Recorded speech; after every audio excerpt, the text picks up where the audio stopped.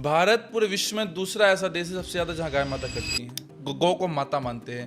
उस देश में सबसे ज्यादा गाय माता करती है। इस्लामिक लोग हैं, अपने धर्म को श्रेष्ठ बताते हैं। अच्छा आप बताइए, इस्लाम का कब जन्म हुआ था? हर किसी को पता है इस्लाम कब जन्म हुआ था। सनातन का जन्म कब हुआ था? किसी के पास कोई उत्तर नहीं है। बात आपको और बता दूं मैं, जिसका जन्म होता है उसकी मृत्यु भी होती है। और ये जो इस्लाम धर्म है ना, इसकी भी मृत्यु होगी क्योंकि इसका जन्म हुआ है। और हमारा जो सनातन है ना, ये अजर है, अमर है। भारत हिंदू राष्ट्र होना बहुत आवश्यक है। वर्तमान में हमें लगता है कुछ नहीं है, लेकिन भविष्य के लिए बहुत आवश्यक है भारत का हिंदू राष्ट्र बनना। भक्ति और पूजा में क्या अंतर है? भक्ति वो है जिससे हम सामने वाले को प्रसन्न कर लें। पूजा शोर शराबे में है। कुछ लोग दिखावे के लिए, स्टेटस के लिए, सोशल मीडिया के लिए पूजा पाठ करते हैं। हनुमान जी को संकट मोचन क्यों कहा जाता है? कि भगवान से कभी कुछ मांगना ही नहीं चाहिए। लोग मांग के गलती करते हैं भगवान से। हिंदू जो है वो अपने कल्चर को भूलते जा रहे हैं। हम अपनी सभ्यताओं को भूल करके, अपने संस्कार को भूल के, अपनी संस्कृति को भूल के पश्चिमी सभ्यताओं को अपना रहे हैं। और पश्चिमी सभ्यताओं में संस्कार तो है ही नहीं। और भारत के नागरिक जो है वो संस्कृत ना पढ़ पाते ना बोल पाते। माता पिता अपने बच्चों को संस्कृत पढ़ाना ही नहीं चाहते।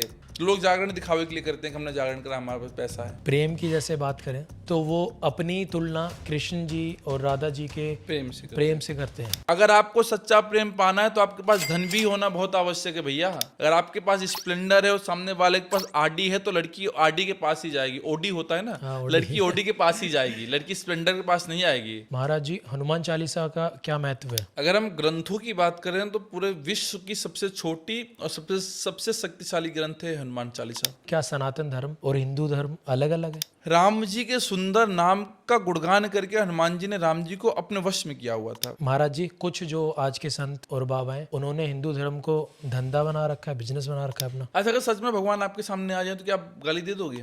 क्या बिना मंदिर जाए भी हनुमान जी की पूजा की जा सकती है? हनुमान जी की तस्वीर घर में किस दिशा में रखनी चाहिए? जो हनुमान जी महाराज घर के बाहर से रक्षा कर सकते हैं वो घर के अंदर से भी रक्षा कर सकते हैं, वो तो भगवान है। अरे भाई साहब, ये सुंदर सा चेहरा जो है आपका है ना, जिस पर आप अहंकार करते हो, एक दिन ये अग्नि में जल जाएगा, कोई रोक भी नहीं सकता। अब ना तो माता पिता के पास समय बच्चों के लिए और ना ही बच्चों के पास समय माता पिता के लिए। मिलते हैं तो मिलकर बात नहीं करते, करते हैं तो दिल से बात नहीं करते। पहले वक्त नहीं था बच्चों की खातिर, अब वक्त मिला तो बच्चे बात नहीं करते। और पैसा पैसा पैसा करने वाले सुन, इंसानों से पैसे बात नहीं करते। राम राम जी, आप सभी का स्वागत है हमारे यूट्यूब चैनल ताज़ी बात में। और आज के हमारे जो गेस्ट हैं वो है अनुराग दास जी महाराज, जो कि हैं हनुमान धाम के पीठाधीश्वर। तो कैसे हो महाराज जी? बहुत आनंद में है। आप कैसे हैं? मैं बहुत अच्छा। तो महाराज जी, भक्ति क्या है? जी, आपको सीताराम, आपके सभी दर्शकों को जय श्री राम, जय हनुमान जी महाराज। जय हनुमान जी महाराज। रामाय रामभद्राय रामचंद्राय वेधसे रघुनाथाय नाथाय सीतायाः पतये नमः। अतुलित बलिधामम हेमशैलाभदेहं धनुजवन कृशानं ज्ञानिनामग्रगण्यं सकलगुणनिधानं वानराणामधीशं रघुपतप्रियभक्तं वातजातं नमामि। श्री हनुमान जी महाराज, श्री राघवेंद्र सरकार, माँ जानकी आपके दर्शकों पे, आपके ऊपर और आपके इस कारोबार पे सदैव अपनी कृपा दृष्टि बनाए रखे। आप निरंतर आगे बढ़ते रहिए। तो निक्की जी, आपने पहला प्रश्न पूछा कि भक्ति क्या है। जी महाराज जी। भक्ति कई आधारों पर बटी हुई है, लेकिन मेरा मानना है कि भक्ति वो है जिससे हम सामने वाले को प्रसन्न कर लें। कोई आपकी भक्ति करता है, क्यों करता है? आपको प्रसन्न करने के लिए। जी। भक्ति हमारी तब सफल होगी जब सामने वाला हम पे प्रसन्न हो जाए। भक्ति को कई पार्ट्स में डिवाइड कर सकते हैं आप। प्रेम भी भक्ति का रूप है, स्नेह भी भक्ति का रूप है, सम्मान भी भक्ति का रूप है, भाव भी भक्ति का रूप है। इस प्रकार से भक्ति के अलग अलग रूप हैं। आप सामने वाले को प्रसन्न करने के लिए जो कार्य करते हैं उसको भक्ति कहा जाता है। प्रेम अगर आप सामने वाले से करते हो वो भी भक्ति कहलाती है। लेकिन आप कितनी निष्ठा से, कितने विश्वास से, कितने समर्पण से करते हैं, ये बहुत मायने रखता है। तो महाराज जी, भक्ति और पूजा में क्या अंतर है? हाँ, भक्ति और पूजा में बहुत अंतर है। भक्ति शांत है, सरल है और निमित मात्र है। और पूजा शोर शराबे में है। आप कभी देखना, पूजा में पंडित आते हैं, हवन होता है, यज्ञ होता है, घंटी बजती, शंख बजता है, लोग मंत्र गाते हैं, उच्चारण करते हैं। लेकिन भक्ति के लिए आप कहीं एकांत में बैठ करके भगवान के नाम का स्मरण कर सकते हो, वही भक्ति कहलाती है। मैं यहाँ भी बैठ के भगवान के नाम का स्मरण करूँ तो ये मेरी भक्ति कहलाती है। तो भक्ति, आप आज हमने माला नहीं निकाली, हम यहाँ बैठ के भगवान के नाम का स्मरण करें भी हमारी भक्ति कहलाएगी। लेकिन पूजा के लिए हमें विधिवत तरीके से पूजन सामग्री एकत्रित करने में रोली मोली हल्दी चंदन अक्षत इत्र नैवेद्य इत्यादि सामग्री इकट्ठी करनी पड़ेगी। उसके बाद भगवान की पूजन अर्चना करनी पड़ेगी, भोग लगाना पड़ेगा। ये पूजा का एक फॉर्मेट है, पूजा का एक विधान है। भक्ति विधान से परे है, प्रेम विधान से परे है, नियम से परे है, वो भक्ति कहलाता है। जो नियम में बंधा है वो पूजा कहलाता है। तो महाराज जी, जैसा कलयुग का दौर चल रहा है, तो कलयुग में तो पूजा पाठ बस दिखावे के लिए की जाती है। कुछ हद तक कह सकते हो, मतलब हम इसमें सबको नहीं ले सकते हैं। भांति भांति के लोग भारत में रहते हैं, क्या पूरे संसार में भांति भांति के लोग रहते हैं। तो हम ये नहीं कह सकते कि हर एक जीव, हर एक व्यक्ति दिखावे के लिए पूजा पाठ कर सकता है। हो सकता है कुछ लोग दिखावे के लिए, स्टेटस के लिए, सोशल मीडिया के लिए पूजा पाठ करते हैं, या हो सकता है कुछ लोग भगवान को पाने के लिए पूजा पाठ करते हैं। लेकिन मैं आपको एक उदाहरण देना चाहूँगा निक्की जी। जी। भगवान का पूजा पाठ करना ही अपने आप में मायने रखता है। चाहे आप दिखावे के लिए करो, चाहे मन से करो। अब आप अनुभव करिएगा, जब गेहूं का बीज खेत में बोया जाता है, डाला जाता है, चाहे बीज टेढ़ा हो, चाहे मेढ़ा हो, चाहे उल्टा हो, लेकिन पौधा सीधा आता ही है, आता है। सीधा आता है ना। तो भक्ति चाहे दिखावे के लिए करो, चाहे श्रद्धा से करो, भगवान आपकी कृपा करेंगे करेंगे। मान लो हमने 1 घंटे जाप किया सीताराम सीताराम सीताराम, बिल्कुल तन मन धन से। आपने भी 1 घंटे जाप किया सीताराम सीताराम, लेकिन आपका ध्यान कहीं और था, पर जाप तो आपने किया। भगवान तो देख रहे हैं यार, कुछ कोई बात नहीं, मेरा बालक है, मेरे नाम का गुणगान तो कर रहा है, इसका ध्यान कहीं और है, कृपा तो इस पर बरसानी चाहिए। आपको मैं एक और उदाहरण देता हूँ जी। एक छोटा बालक था, उसके दादाजी थे। तो दादाजी ने बालक से बोला कि बेटा आज मैं तुमको भागवत गीता का श्लोक सुनाऊंगा। दादाजी ने बोला भगवत गीता के श्लोक सुनाऊंगा। तो पोते ने बोला ठीक है दादाजी सुनाइए। तो दादाजी पोते को डेली गीता का श्लोक सुनाते थे। कई दिन बीत गए, 1 हफ्ता बीत गए, 10 दिन बीत गए, 15 दिन बीत गए। तो पोते ने दादाजी से पूछा, पोते ने दादाजी से बोला दादाजी आप मुझे डेली गीता का श्लोक सुनाते हो, श्लोक संस्कृत में, मुझे संस्कृत कुछ भी समझ में नहीं आता, मैं यहाँ से सुनता हूँ आपके श्लोक और यहाँ से निकाल देता हूँ। तो दादाजी मुझे श्लोक सुनाना बंद कर दो, आपका भी समय व्यर्थ होता है, मेरा समय व्यर्थ होता है, कोई मतलब निकलता नहीं है। तो दादा ने बोला कि बगल वाले कमरे में कोयला रखा है और उस कोयले के गोदाम में एक टोकरी रखी है, डलिया जी। और डलिया थी वो बांस वाली डलिया जिसमें छेद रहते, आपने देखा होगा। बोला जा उसको लेकर आ। पोता गया और स्टोर से डलिया लेकर आ गया। तो दादा ने बोला सामने वो नदी दिख रही? पोता बोला हाँ, उनके घर के सामने नदी थी। तो दादा ने बोला जा नदी में जा और इस डलिया में जल भर के ला। अब पोता दौड़ा दौड़ा गया नदी के पास और जल भर के लाने लगा। अब उस डलिया में जल भरेगा, जल कैसे आएगा इस डलिया में? भाई जल भर के लाते लाते जल निकल गया। हाँ, निकल जाएगा। फिर दादा ने बोला कि जा फिर से जल लेकर आ। पोता फिर से दौड़ा दौड़ा गया, फिर से जल भरा, फिर से लाने लगा, तो रास्ते में जल निकल गया। दादा ने बोला फिर से जा। पोता फिर से जल भरता, फिर से लेकर आता, रास्ते में निकल गया। तो पोता बोला दादा आप क्या कर रहे हो, आप पागल हो गए हो क्या, इस डलिया में जल कैसे आएगा? दादा ने बोला फिर से जा लेकर आ, कोशिश कर। ऐसे करते करते संभवतः 10-12 बार उस लड़के ने किया। फिर गुस्से में लड़के ने डलिया फेंक दिया। तब वहाँ पे लड़के ने बोला पोते ने दादा से, दादाजी आप बुढ़ापे में पागल हो गए हो, आप खुद सोचो डलिया में जल कैसे आएगा, इसमें छेद है, इस डलिया में आप मुझसे जल मंगा रहे हो, आपकी डलिया भी बेकार है, आप भी बेकार हैं। तब दादा ने बोला पोते से कि डलिया की तरफ देखो। तो जैसे ही पोते ने डलिया की तरफ देखा, जो डलिया बिल्कुल काली थी कोयले में, वो डलिया बिल्कुल साफ हो चुकी, सुंदर हो चुकी। तो दादा ने कहा कि उसी प्रकार से श्लोक काम करता है, तुम्हें समझ में आए या ना आए, लेकिन तुम्हारे अंतःकरण को शुद्ध कर रहा है। इसीलिए कहा गया है कि भगवत कथा सुनो, भगवत नाम चर्चा सुनो, भगवान जी की नामों का गुणगान करो, समझ में आए ना समझ में आए तब भी आप सुनते रहो। लोग कहते हैं महाराज जी मैं श्लोक तो सुनूं लेकिन श्लोक समझ में नहीं आता। हम कहते हैं समझ में नहीं आता फिर भी आप सुनते रहो, क्योंकि आत्मा के अंदर ही किसका वास होता है? परमात्मा, भगवान का। परमात्मा का वास कहाँ होता है? आत्मा के में। अंदर। आत्मा कहाँ है? शरीर के अंदर है। शरीर के अंदर है। 10 अंगुल भगवान कहते हैं 10 अंगुल ऊपर मैं तुम्हारे अंदर हृदय में विराजमान हूँ।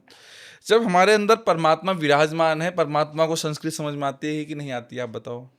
आती है। आती है कि नहीं आती है? परमात्मा को इंग्लिश समझ में आती है कि नहीं आती है? आती है। हिंदी आती है कि नहीं आती है? आती है। तमिल आती है कि नहीं आती है? सब कुछ आता है। वो जो भी सारी संसार भाषा समझते हैं। तो उनको आप चाहे संस्कृत सुनाओ, चाहे इंग्लिश सुनाओ, चाहे हिंदी सुनाओ, वो सब समझ रहे हैं। ये जो हमारी बाहरी शरीर है ना, ये नहीं समझ पाते इसको। भाई एक ही मतलब जो जितना हमने पढ़ा उतना समझ में आता है। तो इसी प्रकार से कहा गया है आपको जिस प्रकार से भगवान को मनाना है उस प्रकार से भगवान को मनाइए। भगवान सबसे परे है। तो महाराज जी, जैसे आजकल कलयुग चल रहा है, तो मैंने देखा है अनेकों मनुष्य जो रहते हैं वो जाते हैं मंदिरों में, पूजा पाठ करते हैं और भगवान से मांगते हैं कि मतलब हमें पैसा दे, हमारी जो भी स्थिति है उसको ठीक कर दे। ठीक है, मनोकामना पूरी हाँ, करो। मनोकामना पूरी कर दे। और जैसे ही उनकी थोड़ी स्थिति ठीक होती है वैसे ही वो पूजा पाठ और भगवान को भूल हाँ, जाते हैं। भगवान को भूल जाते हैं। तो इस पे आप क्या कहोगे? यार ये तो ना मानव का स्वभाव है। मैं परमात्मा को थोड़ी देर के लिए अलग करता हूँ। हम परिवार में आते हैं, जी। हम रिश्तेदारों में आते हैं, दोस्तों में आते हैं। अगर हम किसी की जब तक ज़रूरत पूरी कर रहे हैं तब तक हम उसके काम आ रहे हैं। जैसे ही सामने वाले की हमसे ज़रूरत पूरी हुई, वो हमें भूल जाता है। आपने खुद अनुभव किया कि आपके कितने जानने वाले होंगे, जब तक आप किसी काम आ रहे हो तब तक आप अच्छे इंसान हो। जिस दिन आपने सामने वाले को मना कर दिया, ना कर दिया, तब उस दिन आप उसके लिए बुरे बन जाओगे। हाँ। अब हम आते हैं भगवान के प्रति। देखिए क्या है पता ना, मेरा व्यक्तिगत मानना है कि भगवान से कभी कुछ मांगना ही नहीं चाहिए। लोग मांग के गलती करते हैं भगवान से। भगवान से कभी भी कुछ मत मांगो। मंदिर में जाओ, हनुमान चालीसा का पाठ करो, सुंदरकांड का पाठ करो, भगवान की स्तुतियों गाओ, भगवान की आरती करो, भगवान को जो भी आपके पास यथाशक्ति चढ़ाओ, लेकिन बदले में कुछ मत मांगो। कुछ भी मत मांगो। आप पूछो क्यों? हाँ, इसका मतलब इसके पीछे क्या क्या कारण है? कारण पूछिए ना, मैं आपको उत्तर देता हूँ। अगर मैं गया सांसद के पास और एक मैं आपके पास आया, जी। मैं कर रहा हूँ एक अपने यहाँ पे भंडारा। हम्म। मैंने कहा निक्की भाई मुझे पैसे, मैं पर्ची काट रहा हूँ, मैंने आपकी 11,000 की पर्ची काट दी। आपने बोला महाराज जी 11,000 ज़्यादा है, 5100 पर्ची काट दो। हमने काट दिया, ठीक है, आपने 5100 दे दिया। अब हो सकता है आपने 11,000 भी दे दिया। अब मैं सांसद के पास गया, क्या मैं सांसद से भी 11,000 की पर्ची काटूंगा? नहीं, सांसद से तो 21 या 51 हज़ार। 51। लेकिन मुझे कैसे पता सांसद का कितना मन है देने का? तो मैं सांसद के सामने ब्लैंक चेक रख दूंगा, ब्लैंक चेक। क्या अपनी इच्छा अनुसार उसमें अमाउंट भर दो। या सांसद ना लेकर कोई बड़ा बिजनेस में ले लो, अडानी अंबानी ले लो, उनको उनके पास जाने का मौका मिल जाए, तो वो देंगे तो अपनी इच्छा अनुसार देंगे, और हम मांगेंगे तो अपने हैसियत के अनुसार मांगेंगे। अच्छा, हो सकता है मैं 11,000 ही मांगू, समझ उसका गया। मन हो 1 लाख देने का।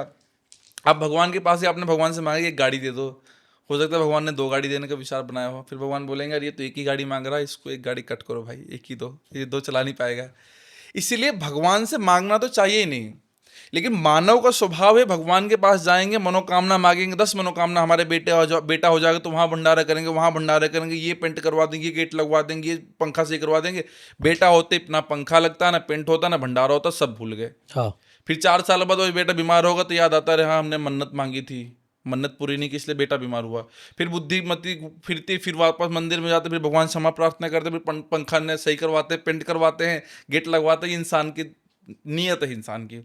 तो कहीं ना कहीं जब तक इंसान परेशान ना हो, जब तक परेशान ना हो नहीं तब तक भगवान याद नहीं आते हैं। भगवान हर एक जीव को दुख में ही याद आते हैं, और जिसको सुख में भगवान याद आते हैं तो भगवान उसको दुखी भी नहीं होने देते हैं। और जो लोग बोलते हैं भगवान, महाराज जी भगवान की बहुत पूजा करते हैं, बहुत पाठ करते हैं, उसके बाद भी हम दुखी रहते हैं, तो मेरे भाई ये आपका प्रारब्ध है। आप प्रारब्ध का कष्ट भोग रहे हो, आप दुखी नहीं हो रहे हो। आने वाला समय आपका बहुत सुखद होगा, बहुत सुंदर होगा, बहुत आनंदमय व्यतीत होगा। भगवान हमारे करुणा निधान है। करुणा का अर्थ जो करुणा करे। और दूसरे शब्द में समझिए, जी। भगवान हमारे क्या है? माता पिता हैं। जी। लोग कहते हैं हमें कष्ट मिलता है। जी। अच्छा निक्की भाई, एक आप हो एक मैं हूँ। आप भगवान की बहुत पूजा करते हो, मैं पूजा कम करता हूँ, जी। ठीक है। आप बहुत ज़्यादा पूजा पाठ करते हैं, मैं पूजा पाठ कम करता हूँ, लेकिन हम दोनों हैं किसके बेटे? भगवान के बेटे हैं। अच्छा, एक माता पिता के साथ 2 बच्चे जा रहे हों, एक माँ के साथ 2 बच्चे जा रहे हों, और माँ के हाथ में, एक हाथ में 10 किलो आलू है, एक हाथ में 2 किलो आलू है, और एक बड़ा बेटा एक छोटा बेटा है। 10 किलो वाला आलू किसको किसको देंगी माँ? बड़े बेटे को। बड़े बेटे को। 2 किलो वाला आलू किसको देंगे? छोटे बेटे छोटे को। बेटे को। इसी प्रकार भगवान कहता है ये मेरा भक्त है, ये दुख सह सकता है, ये दुख में भी विचलित नहीं होगा, दुख में भी मुझे याद रखेगा। और ये जो दूसरा वाला है, इसको हल्का सा दुख दूंगा तो मुझे भूल जाएगा और गलत काम करने लग जाएगा। जो कम पूजा वाला है। हाँ, और उसके प्रारब्ध के कर्म अच्छे हैं, हो सकता है इसका प्रारब्ध कर्म बेकार हो। और हम सुख दुख जो पाते हैं अपने कर्मों के अनुसार पाते हैं। बाबा गोस्वामी कहते हैं कि काऊ न काऊ को सुख दुख कर दाता, निज कृत कर्म भोग सब भ्राता। ना कोई किसी को सुख देता है, ना कोई किसी को दुख देता है। हमारे अपने ही कर्म हमें सुख देते हैं, हमारे अपने ही कर्म हमें दुख देते हैं। इसीलिए दुख आए तो सामने वाले पे दोष मत दो कि पापा आपने मेरे साथ गलत कर दिया, भाई आपने मेरे साथ गलत कर दिया, या पड़ोसी ने मेरे साथ गलत कर दिया। नहीं, आप अपने कर्मों से ही दुख पा रहे हो। और सुख भी आए तो किसी को वो मत करो सुख में अहंकार मत दिखाओ, सुख में किसी को कष्ट मत पहुंचाओ, क्योंकि आज दुख है तो कल सुख भी आएगा, आज सुख है तो कल दुख दुख भी भी आएगा। आएगा। ये दोनों चीज जीवन भर चलती रहेंगे, साइकिल है, ऐसे गोल गोल घूमता रहेगा। बड़े अच्छे तरीके से आपने समझाया। जैसा आज का दौर है तो हिंदू जो हैं वो अपने कल्चर को भूलते जा रहे हैं, अपने बड़े बुजुर्ग की देखभाल नहीं करते, या हमारा जो धर्म है उसकी पूजा पाठ नहीं करते। इस पे आप मतलब क्या कहोगे? मेरा मानना है कि आजकल जो युवा है ना, और आजकल लोग वेस्टर्न कल्चर को ज़्यादा फॉलो कर रहे हैं। युवा हो गया या फिर बहनें हो गई, आजकल हर चीज़ वेस्टर्न कल्चर को लेकर चल रहा है। हम इस घर में मौजूद हैं, इस शो कर रहे हैं, इसमें सारा वेस्टर्न कल्चर चल रहा है। पूरा ए टू जेड चारों तरफ घुमा के दो वेस्टर्न कल्चर है। और जहाँ जहाँ वेस्टर्न कल्चर आएगा, पश्चिमी सभ्यता आएगी, वहाँ वहाँ समस्या खड़ी होगी। हम अपनी सभ्यताओं को भूल करके, अपने संस्कार को भूल के, अपनी संस्कृति को भूल के पश्चिमी सभ्यताओं को अपना रहे हैं। और पश्चिमी सभ्यताओं में संस्कार तो है ही नहीं। वहाँ शादी से पहले बच्चे होते हैं, बाद में शादी होती है, बच्चे अपने मम्मी पापा की शादी में जाते हैं। पश्चिमी सभ्यता की बात करें तो हाँ, मतलब बच्चे हो गए हैं 2-3 बच्चे, तब शादी होती है, बच्चे मम्मी पापा की शादी में नाच रहे होते हैं। हाँ, है ऐसा। और बहुत सारे हाँ, मतलब मतलब मैं एथलीट्स तो हैं बहुतों ऐसे। को जानता हूँ, नाम लेना उचित नहीं समझता हूँ। हाँ, और क्या कहते हैं कि एक इंसान है, कई शादियाँ हो रही हैं, डिवोर्स डिवोर्स डिवोर्स, कोई कुछ नहीं। हालांकि हमारे भारत में अभी भी कुछ हद तक चीज़ें ठीक हैं, लेकिन मेरा मानना है कि दूसरी जो सबसे बड़ी समस्या है वो है mobile phone, social media.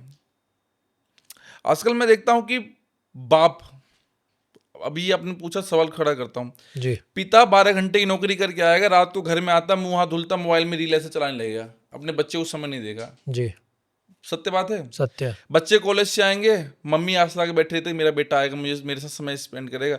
College से आएगा, मुंह हाथ धुले, खाना खाएगा, रील चलाते चलाते खाना खाएगा, ऐसे फोन चलता रहे, खाना खाएगा, खाना खाएगा, खाना खा के जूता पहने जिम चला जाएगा, जिम से आएगा फिर ऐसे चलाता रहेगा, फिर सो जाएगा। मतलब ना तो बच्चे माता पिता को समय दे रहे हैं, ना तो माता पिता बच्चे को समय दे रहे हैं। आप अनुभव करिए, इस बात सत्य है कि नहीं बिल्कुल सत्य? सत्य। और जब तक ये सोशल मीडिया की का दौर चलता रहेगा, तब तक समस्या बनती रहेंगी। इसे ना तो आप ठीक कर सकते हो, ना मैं ठीक कर सकता हूँ। और वर्तमान में तो बुजुर्गों का बहुत बुरा हाल हो चुका है। जी, पहले था कि बच्चे बुजुर्गों के पास आके बैठते थे, कहानियां सुनते थे। आजकल तो सबको सोशल मीडिया सुना देता है। हाँ, बुजुर्ग बेचारे एक कोने बैठ के ऐसे राम राम राम राम राम। अब बुजुर्ग पोतों से दादा दादी डरते हैं, दादा बच्चे डांट देते हैं, चुप। मतलब हाँ, अगर हम वो जैसे समझा रहे हैं या डांट रहे हैं, कुछ वो शैतानी कर रहे हैं, तो बच्चे ना सुन के उल्टा ही उनको डांट देते हैं, या तुम्हें नहीं पता, मतलब इस तरीके से बोलते हैं, मतलब चीज़ों के बारे में। हमको खेलने दो, या हमको मतलब एंजॉय करने दो चीज़ों पे, हमको रोको टोको मत। मतलब ये बड़ा ही अजीब सा कल्चर सा हो गया। अच्छा, आप एक चीज अनुभव करिएगा, आजकल छोटे छोटे बच्चों को चश्मे लगने लग गए हैं। हाँ, राइट, सत्य बात है। सत्य। आज से पहले, ये आज 20 साल पहले आओ तो ये चीज़ नहीं था। क्यों लगने लगे चश्मे? बच्चे पैदा होते मम्मी फ़ोन पकड़ा देती हैं, कार्टून देख रहे हैं बच्चे, 3-3 महीने 4-4 महीने बच्चे कार्टून देख रहे हैं। अरे उनकी आंखें अभी नहीं बनी अच्छे से, आंखें अभी अच्छे से नहीं मैच्योर हुई हैं, अभी वो अच्छे से, बच्चा की बुद्धि नहीं मैच्योर हुई है। उसके फ़ोन में आप, उसके आंख के सामने अपने, वो इतनी खतरनाक रेज होती हैं फ़ोन से निकलते, उसके सामने आपने लगा रखा है। वो बच्चा, जो बच्चा फ़ोन देख रहा है, जो बच्चा फ़ोन चला रहा है, तो उसकी आंखें नहीं खराब होगी तो क्या होगा? बिल्कुल। आप खुद अनुभव करिए ना। और यही चीज़ माता पिता को समझना चाहिए, यही चीज़ बच्चों को समझना चाहिए। अब ना तो माता पिता के पास समय है बच्चों के लिए, और ना ही बच्चों के पास समय है माता पिता के लिए। जी, सब अपनी अपनी लाइफ में व्यस्त हैं। तो इसी पे एक शायर ने लिखा है कि मिलते हैं तो मिलकर बात नहीं करते, मिलते हैं तो मिलकर बात बात नहीं नहीं करते, करते। करते हैं तो दिल से बात नहीं करते। पहले वक्त नहीं था बच्चों की खातिर, अब वक्त मिला तो बच्चे बात नहीं करते। और पैसा पैसा पैसा करने वाले सुन, इंसानों से पैसे बात नहीं करते। जब आपके पास वक्त था तो बच्चों ने आपसे बात नहीं किया, अब जी, बच्चों के पास वक्त है तो आपके पास वक्त नहीं है। और आप खूब पैसा कमाओ जीवन में, आपसे पैसा बात नहीं करेगा, और आपके सत्य। साथ पैसा जाएगा भी नहीं। भगवान कहते हैं, अस्थिरा जीवंत लोके अस्थिरा धनियो ने अस्थिरा पुत्र दाराश धर्म कीर्ति यदम स्थिर। भगवान ने बोला कि भैया, आपको लगता है कि आपका पैसा आपके साथ जाएगा, तो पैसा अस्थिर है, पैसा यहीं का यहीं पे रह जाएगा।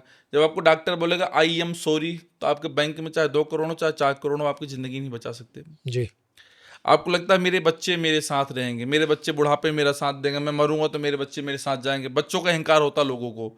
भाई साहब, जब बच्चा चिताग्नि पे लिटाता है ना और मुखाग्नि देता है, तो सबसे पहले एक कदम पीछे आपका बेटा हटेगा। अनुभव करना, कहीं किसी भी आप उसमें जाना, सबसे पहले बेटा हटता है। जी। फिर लोग अहंकार करते हैं अपने रूप का, अपने बल का। अरे भाई साहब, ये सुंदर सा चेहरा जो है आपका, है ना, जिस पर आप अहंकार करते हो, एक दिन ये अग्नि में जल जाएगा, कोई रोक भी नहीं सकता। यही सुंदर चेहरा जिस पर आप डेली लाखों रुपए खर्च करते हो, क्रीम पाउडर सेंट फेंट लगाते हो, यही एक दिन अग्नि के हवाले जल जाएगा। जिस चेहरे पे, जिस शरीर पर हल्की सी माचिस की तिल्ली लग जाने पर आप लिखने लगते हो, रोने लगते हो, यही काया घंटों भर अग्नि में जलती रहेगी और आप उसी पे अहंकार कर रहे हो। भगवान कहते हैं कुछ है नहीं तो अहंकार क्या करना। एक चीज आपकी अपनी है, क्या? धर्म कीर्ति यदम स्थिर। आप धर्म का कार्य कर रहे हो, आप कीर्ति का काम कर रहे हो, आप यश का कार्य कर रहे हो, दान पुण्य कर रहे हो, आप वो आपके साथ जाएगा, यहाँ भी वहाँ भी। इसीलिए हमने सब कुछ त्याग करके अपना धर्म का मार्ग अपना लिया। हम गौशाला चलाते हैं, गौ माता की सेवा करते हैं, वृद्ध माताओं की सेवा करते हैं। अभी एक हमारी और गौशाला बनने वाली है गाजियाबाद में, बड़ी गौशाला, ये छोटी पड़ रही थी, यहाँ जी पे महाराज। गौ माताओं को समस्या हो रही थी। अभी हम लोग गौ एम्बुलेंस के लिए काम कर रहे हैं, गौशाला में आईसीयू की व्यवस्था करने में लगे पड़े हैं। तो हमने अपना जीवन पूर्णतः समाज के लिए समर्पित कर दिया, गौ माता के लिए समर्पित कर दिया, राष्ट्र माता के लिए समर्पित कर दिया और वृद्ध माता के लिए समर्पित कर दिया। क्योंकि हमने अनुभव कर लिया कि जीवन में कुछ भी अपना नहीं है, कुछ भी अपना नहीं। आप खुद अनुभव करना कि आपका अपना क्या है, कुछ भी नहीं। कुछ नहीं है। जब हमारा अपना कुछ है ही नहीं तो हम किस बात का अहंकार करें, किस बात के लिए किसी को अशब्द बोलें, किस बात के लिए किसी से वैर करें, द्वेष करें, जब अपना कुछ है ही नहीं तो। जी। महाराज जी, आज के समय में भारत में होते हुए और भारत के नागरिक जो हैं, बच्चे जो हैं, वो संस्कृत ना पढ़ पाते ना बोल पाते, इस पे आप क्या कहोगे? मैं इस पे सबसे बड़ा कारण मानूंगा माता पिता को, सबसे बड़ा कारण।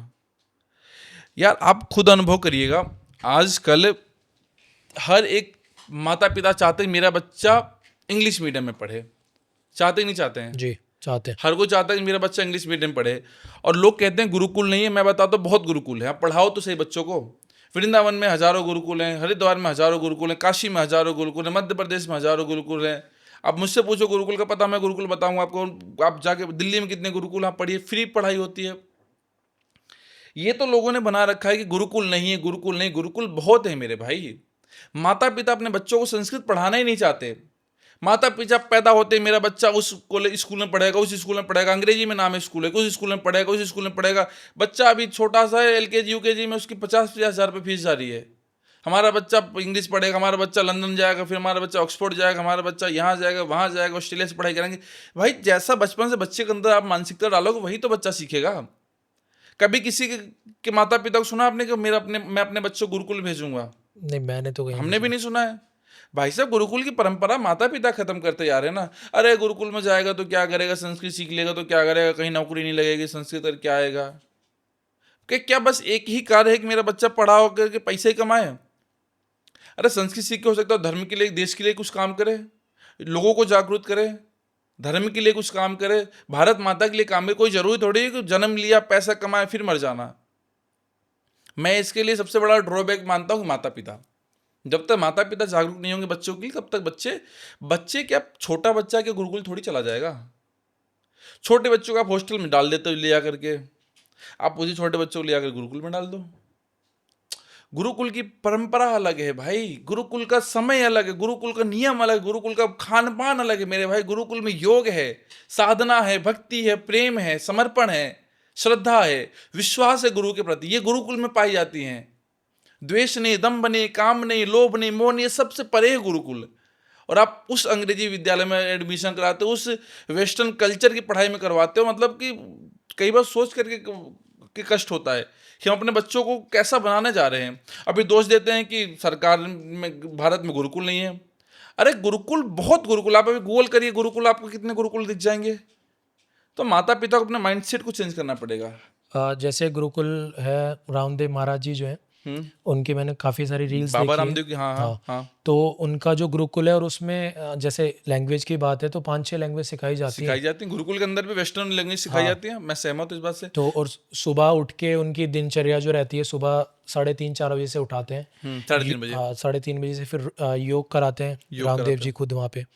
फिर और भी जो चीज़ें हैं उनकी, और उनको अंदर ही रामदेव जी का जो हरिद्वार में आपने देखा हाँ होगा। हाँ, देखा देखा। तो वहाँ पे ही फिर उनको कराटे क्लास, जूडो और अन्य जितने भी गेम्स वगैरह हैं उनमें पार्टिसिपेट कराते हैं, और तमामों चीज़ें वहाँ पे कराते हैं, सारी चीज़ें संस्कृति सिखाते हैं और चीज़ों से जोड़ के रखा हुआ है। तो कहीं ना कहीं गुरुकुल है, पर आप बिल्कुल सत्य कह रहे हैं कि जो चीज़ें नहीं कर पा रहे हैं बच्चे, वो कहीं ना कहीं माता पिता का ही माता रोल पिता। है। अच्छा, गुरुकुल में पढ़ के बच्चा सबसे पुराना हमारा क्या जानते हैं आप? योग शास्त्र सबसे पुराना है। और ये जो आपकी क्या कहते हैं, बाबा रामदेव की जो ये है क्या कहते हैं, देसी दवाइयाँ, आयुर्वेद, आयुर्वेद और योग सबसे पुराना है। आप गुरुकुल में जाके आयुर्वेद की पढ़ाई करिए, आप योग पे डिग्री प्राप्त करिए गुरुकुल में जा करके, आप इन चीज़ों पर अध्ययन करें, फिर देखिए लक्ष्मी आपके पास कैसे नहीं आते। लोगों को लगता है कि भाई पैसा सिर्फ इंजीनियरिंग में, पैसा सिर्फ बीटेक एमटेक में पैसा है, पैसा सिर्फ एमबीए में है। भाई साहब, गुरुकुल में जा जा के लोगों ने कई हजार करोड़ों की टर्नओवर वाली कंपनी बना ली है। अब जाओ तो सही, आप गुरुकुल की क्षमता को जानो तो सही, गुरुकुल क्या चीज़ है। गुरुकुल में ब्रह्मचर्य का पालन करना सिखाया जाता है, ब्रह्मचारी बनते हैं व्यक्ति। अलग से देखो तो ललाट, चेहरे पर अलग ही ललाट, अलग ही शोभमान हो रही ललाट, देखते रह जाता है इंसान। द्वादश अंगुल का चंदन तिलक लगा हुआ है मस्तिष्क पर, आभा अलग ही, चुटिया है एकदम अलग ही आभा चमकती रहती है। ऐसे बालकों को देखो, एकदम से मन प्रसन्न हो जाए, हर्षित हो जाए। जैसे रामदेव जी हैं, वो अराउंड 50 साल के हैं और मैं 24 का हूँ, आप भी 30 से नीचे ही हैं।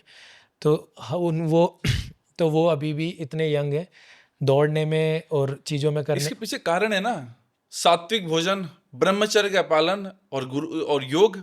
वो मुझे आपको पटक पटक के मारेंगे रामदेव जी। मैं उनकी मतलब इतनी उनके अंदर पावर है, हमारे अंदर इतनी शक्ति नहीं होगी। जी। कारण क्या है कि सात्विक भोजन है, गुरुकुल है, नियम है और योग है, ब्रह्मचर्य है। रामदेव जी के चेहरे पे देखिए अलग शोभा है, अलग ललाट है, अलग चेहरे पे ललाट है, अलग ही चेहरा चमक रहा है। ऐसे ऐसे ऐसे महापुरुषों की आवश्यकता है हमारे देश को, और भी ऐसे महापुरुष होने चाहिए हमारे देश में। हाँ, और आज की जो जनरेशन है वो मंदिरों में भी जा रहे हैं तो पूजा पाठ नहीं कर रहे हैं, रील्स बना रहे हैं, फ़ोटोज़ खींच रहे हैं। ऐसा लगता है जैसे मंदिरों में जाके ये अपना रील्स वगैरह ही और फ़ोटोज़ ही क्लिक करने हैं। हाँ, हमारे पास आते हैं, मतलब हम तो बहुतों को धमकाया है, गुरु जी एक फोटो ले लो। हम बोले हम फोटो लेने के यहाँ बैठे हैं, हम इतनी पढ़ाई लिखाई करके फोटो लेने के लिए आए हैं। हमारी सब फोटो लेना, तो निकलो बाहर चलो, या कोई अपना साथ एक असिस्टेंट लेकर आए करो। मतलब कि आप विश्वास नहीं मानेंगे, मैं थोड़ा सा फोटो को मतलब इतना सपोर्ट नहीं करता हूँ भगवान के सम्मुख जा करके। जी। अच्छा, फोटो में क्या होता है ना कि आप आगे हैं, भगवान आपके पीछे हैं। हाँ। आप भगवान से आगे आप कैसे हो सकते हैं? हो सकते हैं आप क्या? नहीं, कभी नहीं। अभी आपके सामने मोदी जी खड़े हों, तो आप मोदी जी के आगे आ जाओगे? आप नहीं आओगे। उनके नहीं। पीछे, उनके साइड में खड़े फोटो खिंचवाओगे। जब एक इंसान के साइड में आप खड़े हुए हो, आप उस इंसान के आगे नहीं आ पा सकते, आपकी क्षमता नहीं आने की, तो आप भगवान के आगे कैसे आ सकते हो? आप भगवान तो परम ब्रह्म है, सबसे बड़े हैं ना वो। जी। या तो आप उनको मूर्ति मानो, भगवान मानो ही मत, तब तो आप कहीं भी चले जाओ, तब तो ऊपर चढ़े जाओ, कुछ भी, आपने भगवान मानते नहीं। जब उनको भगवान मान रहे हो आप, तब उनके आगे आगे कैसे फोटो खिंचवा सकते हो? मंदिर में आते लोग गाली देने लगते हैं, फोन आता है गाली देने लगते हैं। हमने कितने लोग को भगाया है। भाई, जी। तो मंदिर में पूजा कर रहे हो, तुम वहां पे गाली देने लग गए यार। वो जो सामने खड़े हैं राम दरबार में विराजमान है, वो साक्षात परमेश्वर विराजमान है। अब ये जरूरी थोड़ी कि भगवान आपके सामने आके प्रकट हो जाएंगे तभी आप विश्वास करोगे। अच्छा, अगर सच में भगवान आपके सामने आ जाए तो क्या आप गाली दे दोगे? नहीं। नहीं दोगे। क्या आप झूठ बोल दोगे? नहीं बोलोगे। तो आप मंदिर में जाके झूठ क्यों बोल देते हैं लोग बाग? अब मतलब हम तो कई बार मतलब ऐसी विडम्बना आती है वैसे भक्तों को देख के, हम सोचते हैं कि बताओ क्या यार, भगवान के सामने ऐसे ऐसे झूठ बोलते, मतलब क्या ही बता सकते हैं। जो जैसे जागरणस वगैरह होते हैं, ये रील कल्चर क्यों चला जा रहा है, दिन पे दिन में बढ़ा जा रहा है? Reel culture? जैसे जागरण हुए या मंदिर हुए, जैसे सपोज अभी हम कुछ टाइम पहले न्यूज़ आई थी, केदारनाथ बाबा के वहाँ पे फ़ोटोज़ वगैरह सारी चीज़ें बैन कर दी गई थी, और अनेकों जितने भी दरबार हैं हर जगह जाके फ़ोटोज़ रील का मतलब एक ट्रेंड सा चला जा रहा है इस पे। देख, स्वाभाविक है, हर एक जीव दिखावे के पीछे पागल है, और दिखावा ही सारी समस्याओं का मूल जड़ है। जितना दिखावे से बचोगे उतनी सुंदर आपकी ज़िंदगी रहेगी, और जितना दिखावे के पीछे पागल हो जाओगे उतना ज़िंदगी जीना कठिन हो जाएगा। लोग दिखावे के पीछे पागल हैं कि हमने मंदिर के स्टेटस, तुरंत आप व्हाट्सएप पे देखो स्टेटस मंदिर का लग जाता है। जी। कोई अच्छा काम करा है, पार्ले जी के बिस्किट बांटते उसका स्टेटस लग जाता धड़क से, हमने आज पार्ले जी के बिस्किट बांटा। अनुभव करिए आप, देखिए। हाँ हाँ तो जिंदगी दिखावे की हो चुकी है। एक अपने लोगों ने स्टैंडर्ड बना रखा, अपना मानसिकता वैसी बना रखी है कि भाई साहब जी, मतलब पड़ोसी के पास कुछ है तो हमारे पास भी होना चाहिए। चाहे बैंक में पैसा अकाउंट पर ऐसा दिखाएंगे बस हमारे पास आईफोन है, सब कुछ है, घड़ी है, सब कुछ बंद है। तो दुनिया दिखावे की हो चुकी है, और वही चीज़ मंदिर में चल रहा है। लोग जागरण दिखावे के लिए करते हैं कि हमने जागरण करा, हमारे पास पैसा है, हमने भंडारा कराया। भंडारा लोग देख देख में भेड़ चाल है कि हमने वहाँ, मतलब पड़ोसी ने भंडारा कराया तो हमने भंडारा करवाया, तो उसने 500 आदमी का भोजन बनवाया तो हमने 700 आदमी का भंडारा करवाया। ये सब दिखावा है। तो कहीं ना कहीं लोग दिखावे में चीज़ें कर रहे हैं सारी। अधिकतर लोग दिखावे में चल रहे हैं, और जो वास्तविक में भगवान के प्रति समर्पित है तो उसका पता नहीं चलता है उसने कब क्या कर दिया। उसका आप जानोगे नहीं कब मंदिर आ रहा है, कब जा रहा है। वो तो भाई भगवान के प्रति समर्पित है। दिखावे वाला रील्स बना रहा है, फोटो लगा रहा है, स्टेटस लगा रहा है, जो दिखावा करते हैं वाकई में। और मुझे लगता है कि भगवान की भक्ति दिखावे से परे है। भगवान तो अंतरात्मा को जानते हैं, उनके सामने क्या दिखावा, फेक बनने की कोई आवश्यकता ही नहीं है। Just to be real. तो जैसे आप भी यंग हैं, तो आपने मोह माया को छोड़ के ये सात्विक जीवन कैसे मतलब क्यों अपनाया? मैं आपसे निक्की भाई इतना बोलूंगा कि मोह माया कभी नहीं छोड़ता। कोई कहे कि कोई भी कहे, कोई भी, मतलब आप बोलो कि जिसने ब्रह्म को हासिल कर लिया, अगर वो भी संत बोले कि मैंने मोह माया छोड़ दिया, तो मैं बोलूंगा नहीं छोड़ सकते। मोह क्या होता है, लोभ क्या होता है, माया क्या होता है, ये तीनों अलग अलग विषय हैं। थोड़ा आप इसको हाँ, मतलब विस्तार में समझाइए। मोह हो गया प्रेम, मोह होता है संबंधियों से, और लोभ होता है धन से। और माया और लोभ एक ही चीज हो गई, धन में आ जाती है, माया भी धन में आती है। लोभ मोह जो लोग कहते हैं, इसको माया मोह हो गया। मैं कहता हूं कि लोभ से इंसान बच सकता है, पर मोह से इंसान नहीं बच सकता है। अगर किसी इंसान के सामने चुनौती आए कि आपको, एक तरफ आपका बेटा है, एक तरफ आपकी पूरी संपत्ति है, आपको एक को चुनना है, तो क्या चुनेगा? आज के दौर में तो संपत्ति को चुनेंगे लोग। अगर किसी बाप के सामने अगर उसका बेटा खड़ा है और एक तरफ संपत्ति खड़ी है, तो बाप बेटे को बेटे चुनेगा। को चुनेगा। बाप बेटे को चुनेगा। बेटा तो बाप को नहीं चुनेगा, बेटा तो संपत्ति चुनेगा। लेकिन एक बाप है, उसके सामने बेटा खड़ा और इधर संपत्ति रखी है ना, तो बाप बेटे को चुनेगा, क्योंकि बेटे से उसको क्या है, मोह मोह है। है। और मोह क्या है? मोह सकल व्याधि न कर माया। सारी समस्याओं की जड़ जो है वो मोह है। लोभ क्या है? लोभ है धन। धन से जितना अत्यधिक प्रेम करेंगे उतना लोभी बनते चले जाएंगे। बाबा गोस्वामी इसीलिए मानस के आखिरी में लिखते हैं, कामी ही नारी पियारी जिम, लोभी प्रिय जिम दाम, तिमि रघुनाथ निरंतर, प्रिय लागे हूँ मोहि राम। बाबा गोस्वामी कहते हैं जिस तरीके से एक कामी व्यक्ति को हमेशा स्त्री दिखती है, और जिस प्रकार से एक लोभी व्यक्ति को हर जगह धन दिखता है, उसी प्रकार से हे रघुनाथ, हे रघुनंदन, मुझे हर जगह आपकी भक्ति दिखाई दे, आपका प्रेम दिखाई दे। तो ये हुआ लोभ और ये हुआ मोह। और लोभ और मोह से इंसान कभी नहीं बच सकता। हमेशा इन, अच्छा मैंने सब कुछ छोड़ दिया, ठीक है, अब आप छोड़ोगे, मैंने अपने परिवार को भी छोड़ दिया, संत बन गया हूँ। जी। आप कभी आना अचानक से, मैं ऐसा माला जप रहा हूँ और मेरी माला को पकड़ कर तोड़ देना आप, और फिर देखना मेरे अंदर कितनी गुस्सा उत्पन्न हो जाएगी, क्योंकि मुझे इस माले से मोह हो चुकी है। मेरे को इस बैग से मोह हो चुका है, इस माला से मोह हो चुका है, इस वस्त्र से मोह हो चुका है, जो मेरे नज़दीक है उनसे मुझे मोह हो चुका है। मोह आपका पीछा कहीं नहीं छोड़ेगा, मोह आपके साथ सदैव चलता रहेगा। अगर मैं मरण सैया पे भी रहूंगा ना, जी। तो मेरे पास जो ठाकुर जी हैं, जिनकी मैं सेवा करता हूँ, जो हनुमान जी हैं, तो मैं आखिरी समय भी किसी न किसी से बोलूँगा, भैया मेरे ठाकुर जी का ध्यान रखना, मेरे लाला का ध्यान रखना, इनकी सेवा करते रहना, क्योंकि मुझे उनसे मोह है, उनसे प्रेम है। तो प्रेम और मोह आपका साथ कभी नहीं छोड़ेंगे, अंत तक, मरते दम तक आपका साथ नहीं छोड़ेंगे।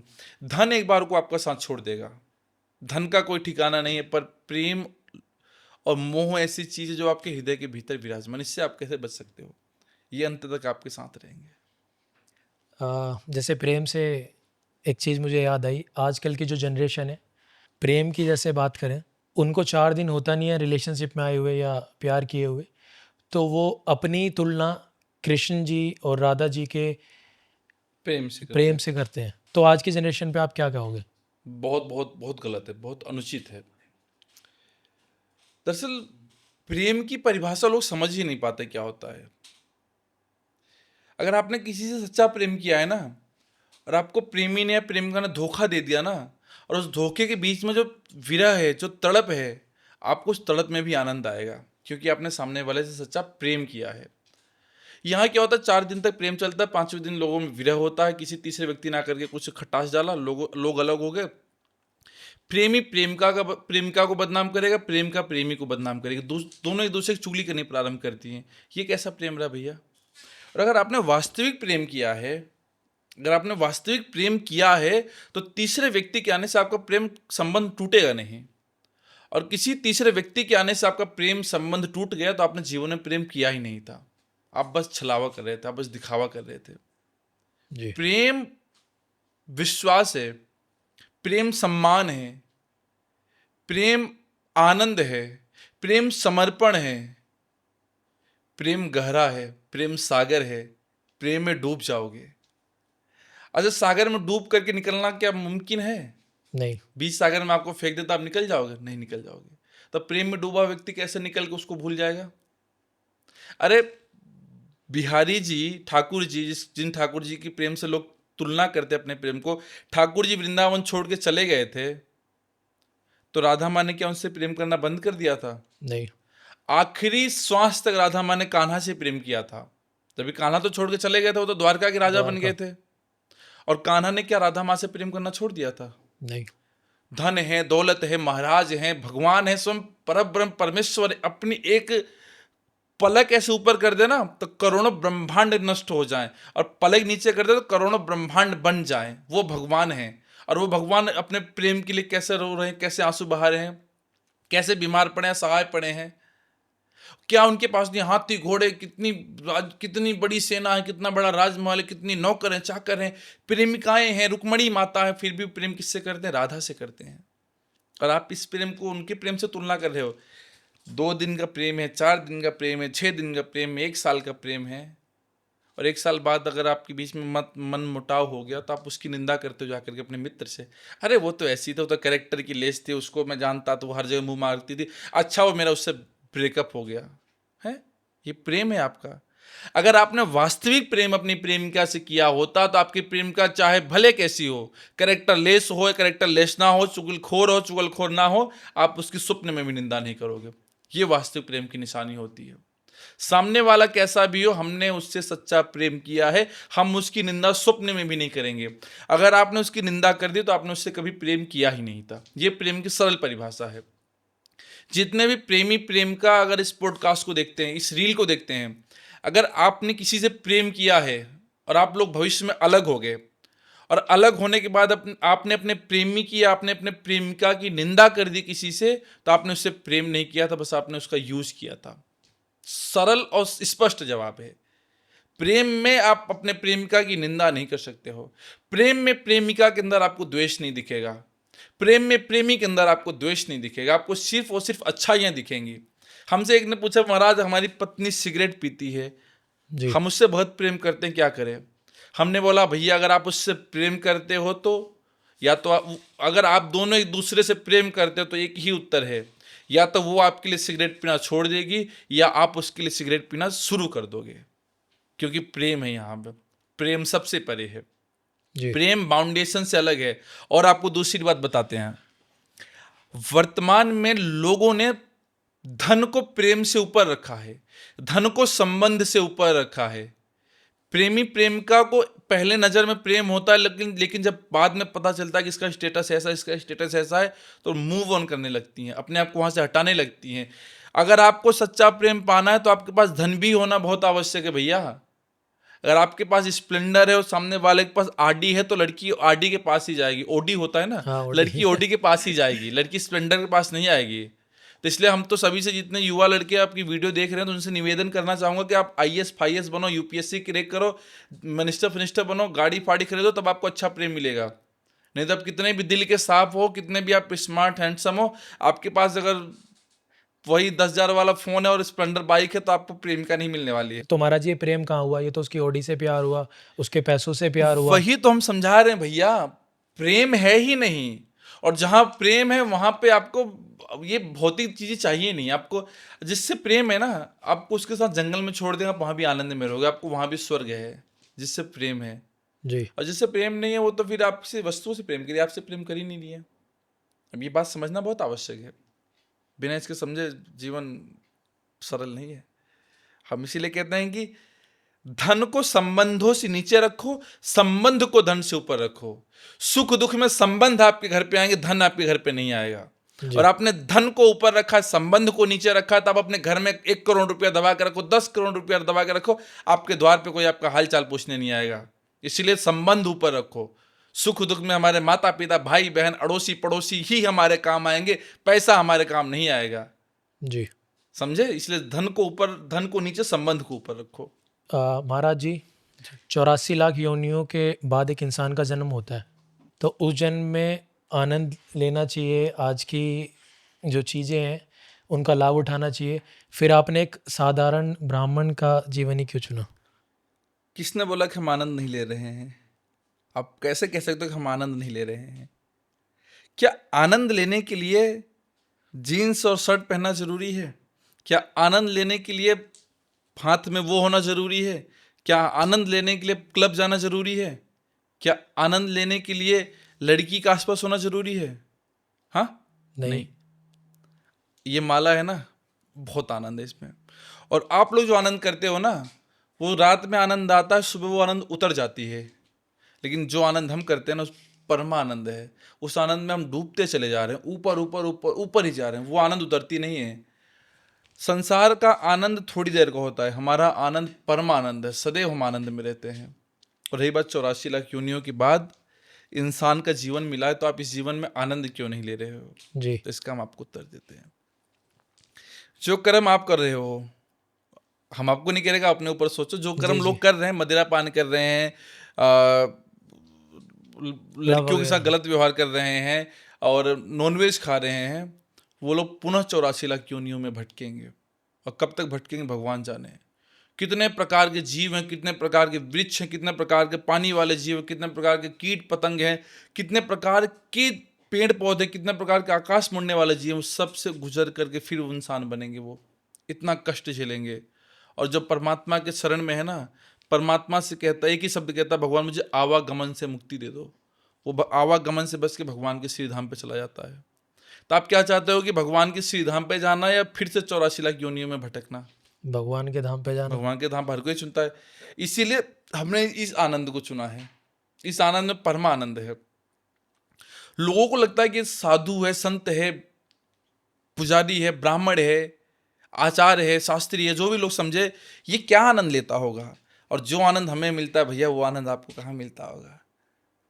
मतलब भगवान की सेवा में ध्यान में बैठ गए तो भगवान का नाम जब, भगवान की दर्शन मिलना, भगवान गौ माता की सेवा करना, इससे बड़ा आनंद किस में है?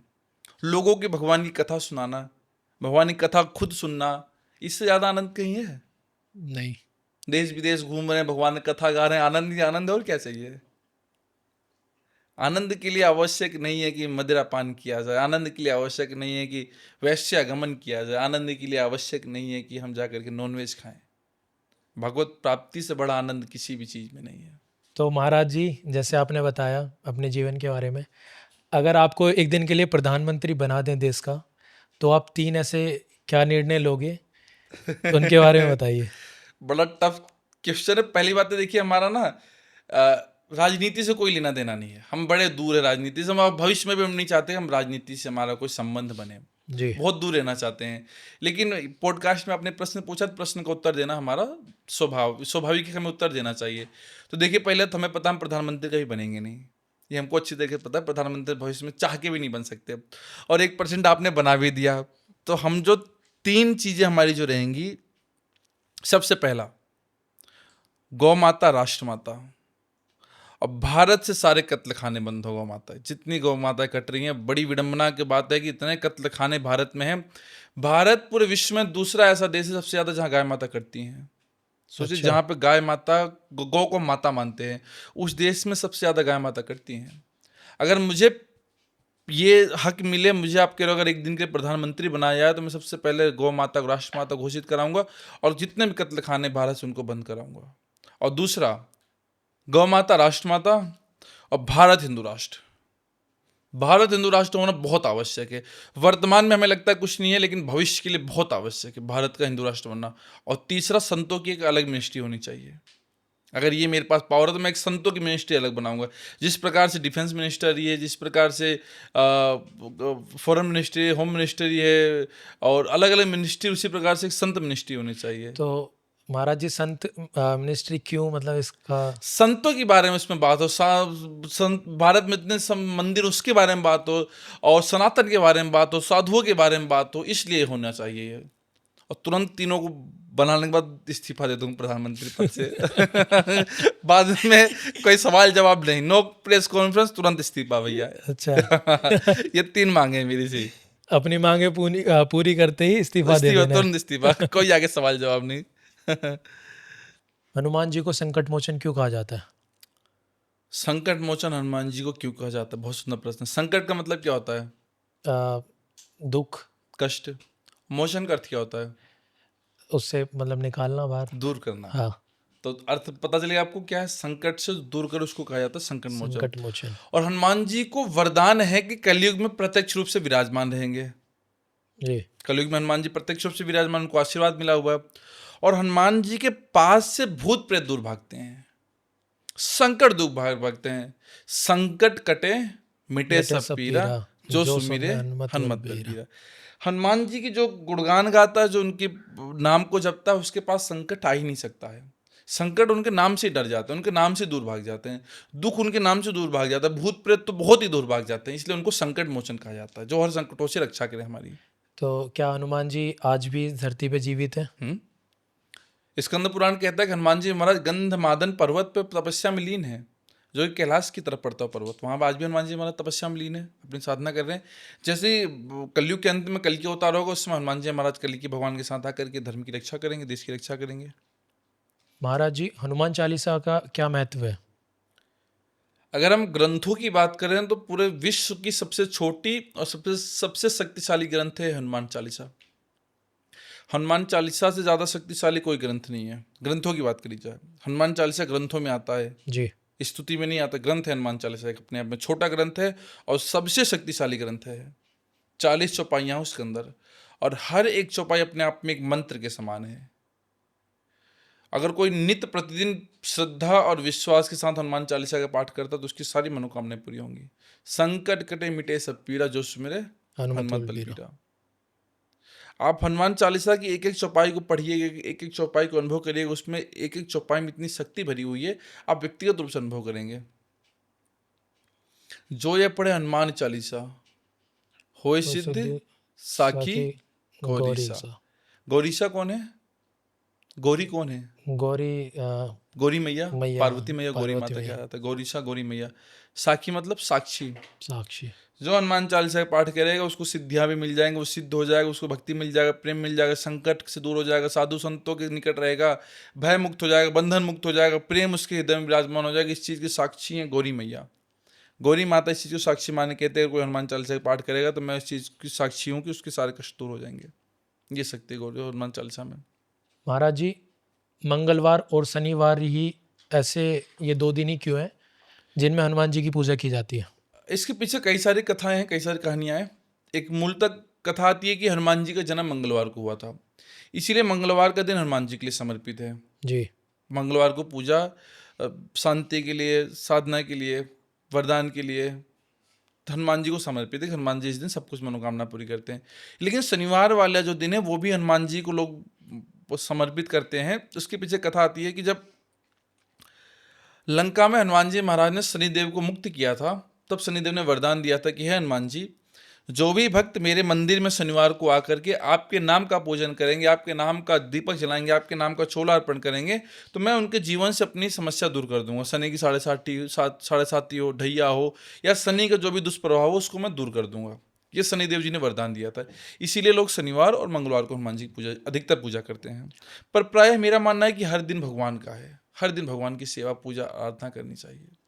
तो जैसे अभी आपने बताया लंका से हनुमान जी ने शनिदेव जी को मुक्त किया था, ये इसको आप थोड़ा सा मेरे को बताएंगे? रावण का क्या था निक्की भाई? रावण इतना बलशाली था, इतना शक्तिशाली था, उसने संपूर्ण सृष्टि को अपने वश में किया हुआ था। आपकी कुंडली में जो नवग्रह बैठे हैं ना, उसके आधार पे आपका भविष्य बनता है। रावण ने नवग्रहों को पकड़ के अपने मन के हिसाब से स्थापित कर रखा था। नवग्रह रावण के यहाँ बंधे हुए थे, ऐसे बंदी बने हुए थे। अच्छा। सब के सब ग्रह ऐसे हाथ जोड़ के रावण के पास खड़े थे। हनुमान जी जब पहुंचते माँ जानकी का पता लगाते हुए लंका में, तो हनुमान जी ने देखा, रहे ये तो नवग्रह बंदी, शनिदेव, राहु, केतु, गुरु, ब्रह्मा, शुक्र सब यहाँ बंधे पड़े हैं। तो हनुमान जी ने सबको मुक्त कर दिया। तब वहाँ पे शनिदेव जी वरदान देते हैं हनुमान जी को कि जाओ, आज से तुम्हारी जो पूजा करेगा वो मेरा भक्त कहलाएगा। तो कहीं ना कहीं रावण जी ने शनि देव जी को भी लंका में बंदी बनाया हुआ बंदी था। बना रखा था शनिदेव जी को रावण ने लंका में। रावण के लिए कहते थे कि चलत दशानन डोलत अवनी। जब रावण चलता था तो अवनी मतलब धरती, धरती कांपती थी। सोचो, इस चीज आप अनुमान लगा लो कि रावण कितना बलशाली, कितना शक्तिशाली था, जिसके चलने मात्र से धरती कांपती थी। आप सोचिए आप। हनुमान जी को प्रसन्न करने के लिए सबसे सरल मंत्र कौन सा है? राम ही केवल प्रेम प्यारा, और सुमिर पवन सुत पावन नामु। अपने बस करी राखेउ रामु। सुमिर पवन सुत पावन नामु। अपने बस करी राखेउ रामु। श्री राम जय राम, जय जय राम। श्री राम जय राम, जय जय राम। हनुमान जी ने राम जी को अपने वश में कैसे किया था? सुमिर पवन सुत पावन नामु। राम जी के सुंदर नाम का गुणगान करके हनुमान जी ने राम जी को अपने वश में किया हुआ था। हनुमान जी नित्य प्रतिदिन राम जी के नाम को गुणगान करते थे। राम राम राम राम, सीताराम सीताराम। तो राम जी के नाम को गुणगान करके हनुमान जी ने राम जी को अपने वश में किया हुआ है। और अगर आप हनुमान जी को अपने वश में करना चाहते हो तो आप भी राम जी के नाम को गुणगान करो, बस कुछ नहीं। सीताराम सीताराम सीताराम सीताराम सीताराम क्यों नहीं? सीताराम सीताराम सीताराम। आप हनुमान जी के नाम को गुणगान करोगे, आपसे पहले राम जी प्रसन्न हो जाएंगे, और जिस पर राम जी प्रसन्न हो उस पर हनुमान जी तो स्वाभाविक रूप से प्रसन्न हो जाएंगे। अगर हनुमान जी को प्रसन्न करना है तो राम जी का नाम लें। राम जी का नाम ले, बिल्कुल सत्य बात है। अच्छा, कोई व्यक्ति आए भी आपके पास और आपके पिताजी की बड़ी प्रशंसा करे, तो आप उस व्यक्ति को क्या करोगे? सम्मान दोगे कि नहीं दोगे? हाँ बिल्कुल। अगर आपके पापा की बहुत प्रशंसा करे, आपकी मम्मी की बहुत प्रशंसा करे, तो आप उसे बिठाओगे, कोल्ड ड्रिंक पिलाओगे, चाय पिलाओगे, जो आपके पास होगा। जी। तो इसी प्रकार से ये भक्त और भगवान का संबंध है। महाराज जी, क्या सनातन धर्म और हिंदू धर्म अलग अलग है? मेरे मानना दोनों एक दूसरे की पर्यायवाची कह सकते हो, दोनों एक ही हैं। सनातन शाश्वत है। सनातन वो है जिसका कोई अंत नहीं है। अन्य मजहबों की बात करी जाए, आप कभी जाइए, मैं तो खुल के कहता हूँ, हर पॉडकास्ट में कहता हूँ, जो इस्लामिक लोग हैं, जी। जो अपने धर्म को श्रेष्ठ बताते हैं। अच्छा, आप बताइए इस्लाम का कब जन्म हुआ था? हर किसी को पता है इस्लाम कब जन्म हुआ था। 1600-1700 वर्ष पहले इस्लाम का जन्म हुआ था। जी। पैगंबर साहब आए थे, उनके आने के बाद ही इस्लाम चला है। ठीक है। सनातन का जन्म कब हुआ था? किसी के पास कोई उत्तर नहीं है, क्योंकि सनातन शाश्वत है। सनातन का कोई जन्म नहीं, सनातन का कोई किसी भी ग्रंथ में वर्णन ही नहीं कि सनातन का कब जन्म हुआ है। और आप एक बात आपको और बता दूं मैं, जी। जिसका जन्म होता है उसकी मृत्यु भी होती है। आपकी भी मृत्यु होगी, हमारी भी मृत्यु होगी। होगी कि नहीं होगी? जी बिल्कुल। और ये जो इस्लाम धर्म है ना, इसकी भी मृत्यु होगी, क्योंकि इसका जन्म हुआ है। और हमारा जो सनातन है ना, ये शाश्वत है, ये अजर है, अमर है। महाराज जी, कुछ जो आज के संत और बाबा हैं, उन्होंने हिंदू धर्म को धंधा बना रखा है, बिजनेस बना रखा है अपना। मतलब अगर कोई एकाध है 100 में से, तो उस एकाध से क्या है कि सभी की छवि खराब होती है। लेकिन मैं ऐसा नहीं बोलूँगा। संत महात्मा ने तो धरती बचा रखी है। आग लगी आकाश में, झरझर गिरत अंगार, संतन होते जगत में तो जल मरता संसार। तुलसी संगत साधु की हरे कोटि अपराध। अब समझिए इसमें, जी। साधु की संगत करोड़ों अपराधों को क्षमा करती है, और सृष्टि को साधु ने बचा रखा है, संत ने बचा रखा है, महापुरुषों ने बचा रखा है। तो महापुरुषों को ढोंगी कहना उचित नहीं है, महापुरुषों के भेष को जिसने धारण कर रखा है, जो ढोंग कर रहा है उसको पकड़ना जरूरी है। जी। क्योंकि महापुरुष तो महापुरुष, उनके बारे में हम अपने मुख से वर्णन भी नहीं कर सकते हैं। लेकिन आजकल क्या है कि कुछ लोगों ने चोला धारण कर रखा है, वो ना तो साधु है, ना सन्यासी है, ना संत है, ना ब्राह्मण है, ना पंडित है, ना पुजारी है, बस चोला धारण कर रखा है और वो हमारे सनातन की छवि बर्बाद कर रहे हैं। और ये हो सकता है कि अन्य मजहब के लोग भी हमारे खिलाफ ऐसा प्रोपेगेंडा चला रहे हैं। अन्य मजहब के लोग, देखा जाए तो मतलब मैं मजहब का नाम खुल के नहीं लूंगा, लेकिन कई सारे मजहब हैं जो हमारे ही सनातन में घुस करके हमारे ऊपर घात कर रहे हैं। ये हमारे सनातन पे घात किया जा रहा है। अभी हमने हमारे पास एक खबर आई, हमारा एक शिष्य है, अमनीश भक्त है, जो गौ सेवा करता है, बहुत प्रसिद्ध, मतलब गौ सेवा के प्रति उसने अपने आप को समर्पित कर रखा है। तो वो हमारे बड़े करीबी हैं, बहुत प्रिय शिष्य हमारा। तो उसका फोन है हमारे पास कि महाराज गुरुदेव, कुछ लोग पकड़े गए हैं हनुमान धाम के नाम पे चंदा काटते हुए। तो बोले क्या किया जाए? हमने बोला कि पुलिस को फोन करो भाई, अब क्या किया जाए। तो जिनके घर पे पकड़े गए वो 5 मोमडम थे, मुस्लिम थे, 5 लड़के। मतलब जो चंदा काट रहे थे वो मुस्लिम चंदा काट मुस्लिम थे वो। अच्छा। और कह रहे थे हनुमान धाम पे भंडारा है, पर्ची कटवा दो, पैसा दे दो। अब भाई जिनके घर पकड़े गए तो उन्होंने बोला भाई पुलिस को सीधे बोला, तो पुलिस में उनकी वीडियो भी है, वो पुलिस थाने में बैठ के हम माफी मांग रहे हैं, दंडो वो मुर्गा बन के, क्या कहते हैं उसको, उठे बैठे लगा रहे हैं। तब ये क्या है कि सनातन में घुस के सनातन को छेद कर रहे हैं। अब जिस बंदे ने पकड़ा है वो दोबारा चंदा नहीं देगा, कोई चाहे साधु आए मांगने, चाहे कोई पंडित मांगने आए, वो दोबारा नहीं, क्योंकि उसके आस्था पे ठेस लग चुका है। इसी प्रकार से अन्य मजहब के लोग हमारे सनातन धर्म में घुस के हमें अंदर से खोखला बनाने की कोशिश कर रहे हैं। रजत दलाल करके एक इन्फ्लुएंसर है, उन्होंने भी सेम यही चीज़ें पकड़ी, कोई चंदा काट रहा था, उन्होंने कहा भाई अपने प्रूफ्स दिखाओ, तो उन पे कोई प्रूफ्स नहीं निकले। उन्होंने प्रॉपरली रील भी डाली हुई है, वो धर्म वगैरह का तो चीज़ नहीं थी वहाँ पे, पर प्रॉपरली वो फ्रॉड कर रहे थे। 2 जने थे और उनके पास कोई भी कुछ ऐसा विद प्रूफ नहीं था कि भाई कहीं भंडारा करेंगे, क्या करेंगे। तो इस तरीके से बहुत सारी चीज़ें आजकल सोशल मीडिया पे चल रही है, जो पता नहीं, जैसे अभी 5 पकड़े गए हैं दूसरे धर्म से, वो भी ना जाने कौन से धर्म से होंगे।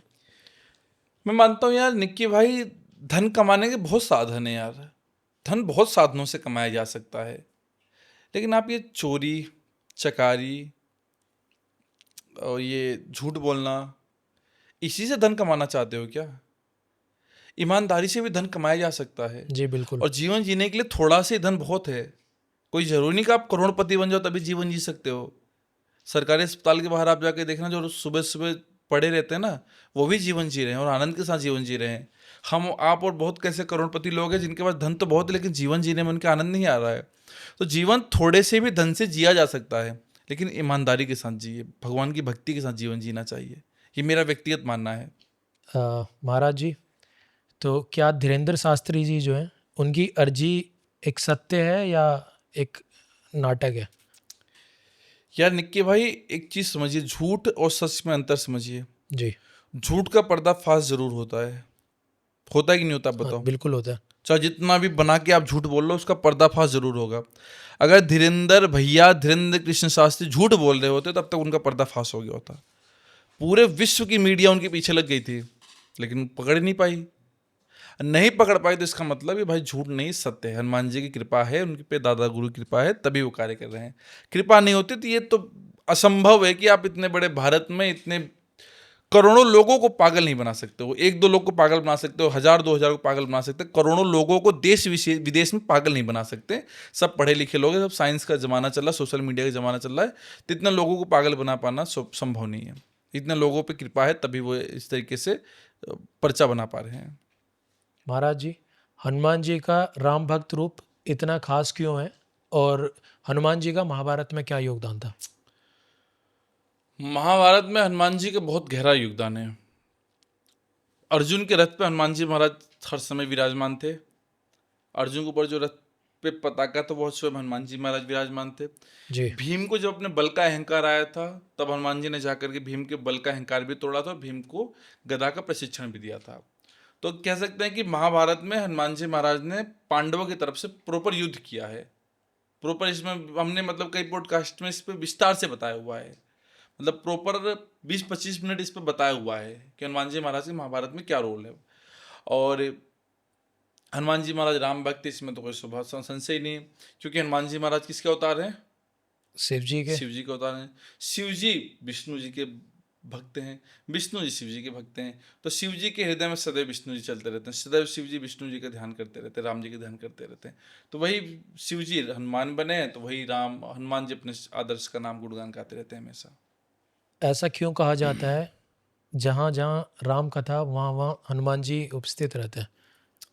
गोस्वामी ने की श्लोक लिखा है, यत्र यत्र रघुनाथ कीर्तनम तत्र तत्र कृतमास्त कांजिलम वाष्पिवारि परिपूर्ण लोचनम मारुति नमत राक्षसांतकम। जहाँ जहाँ पे प्रभु राम के नाम का गुणगान होगा, वहाँ वहाँ पे हनुमान जी महाराज अमित रूप बना के प्रकट हो जाएंगे। इसका भी वरदान राम जी ने हनुमान जी को दिया था। एक बार होता क्या है कि भाई राम जी साकेत जाने लगे अपनी लीला पूरी करके। जी। तो राम जी ने हनुमान से बोला कि हनुमान चलो तुम भी मेरे साथ।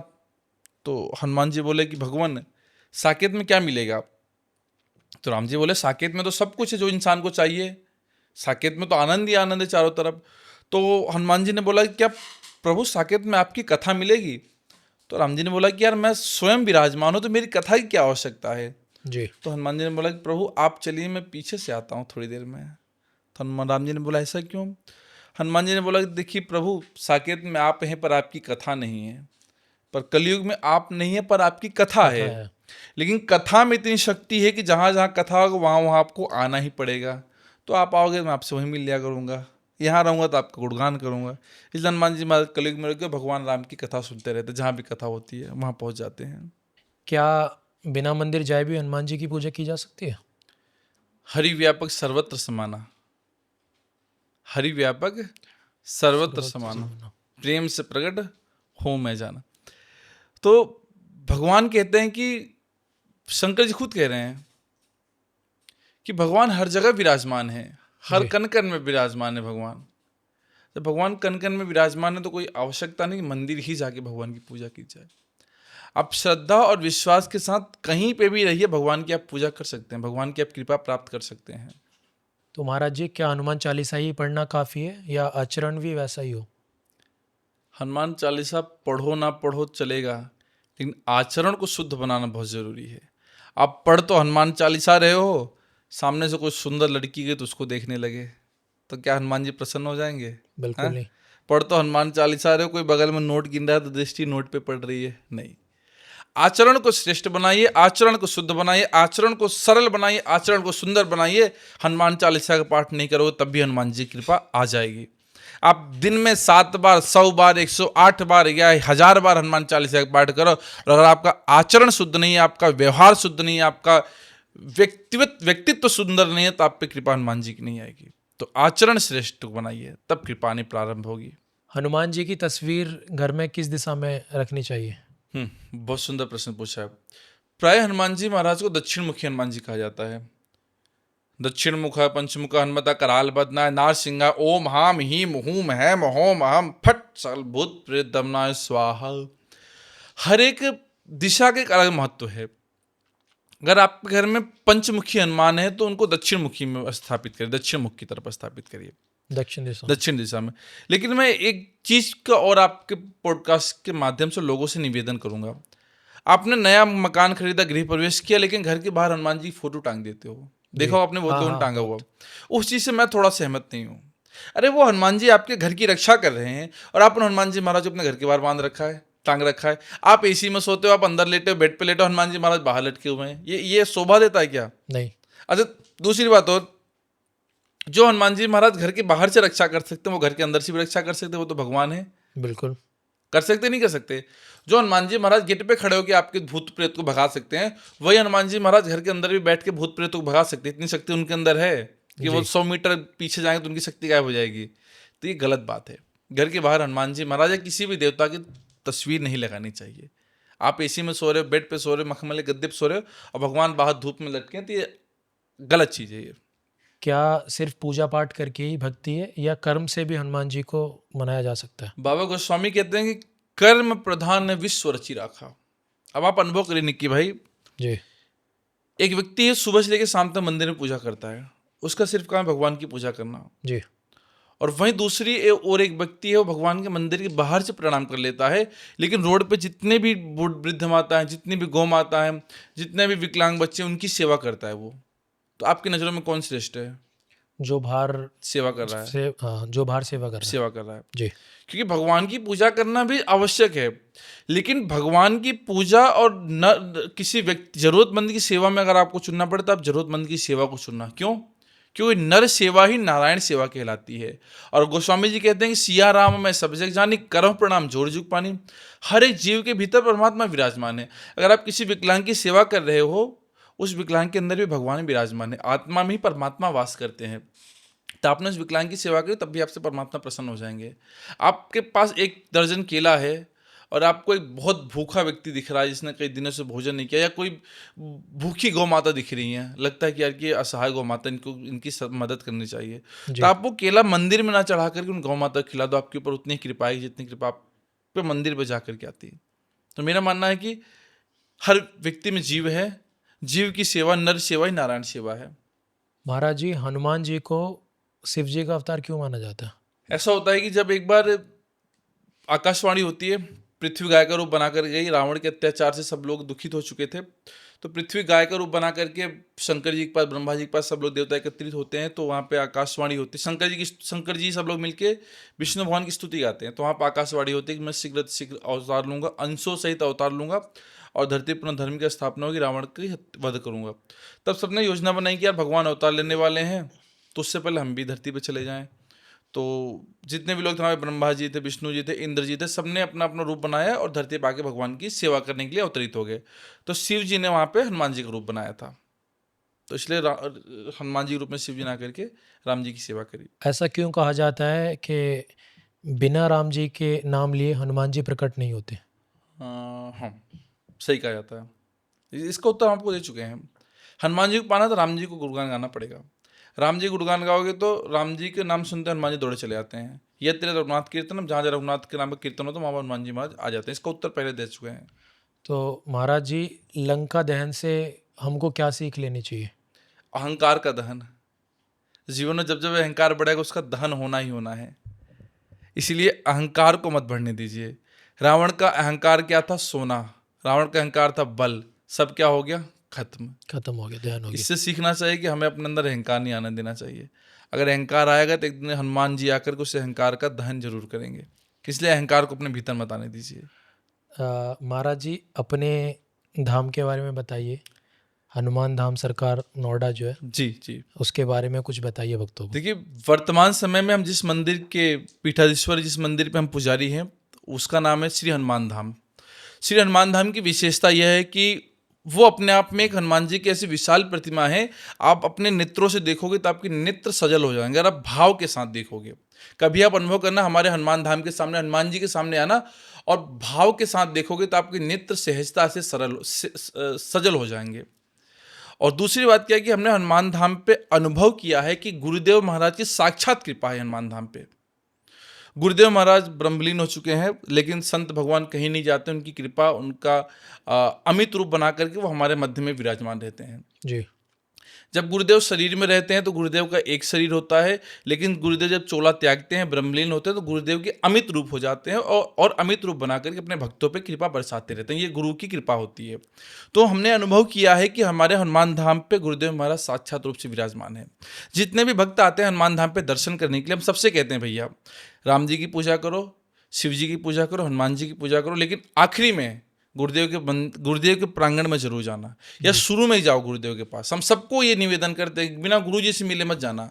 गुरुजी से मिलकर अपनी समस्या सुनाओ, फिर आप हमसे आके बताना कुछ समय बाद आपकी समस्या का निवारण हो रहा है नहीं हो रहा।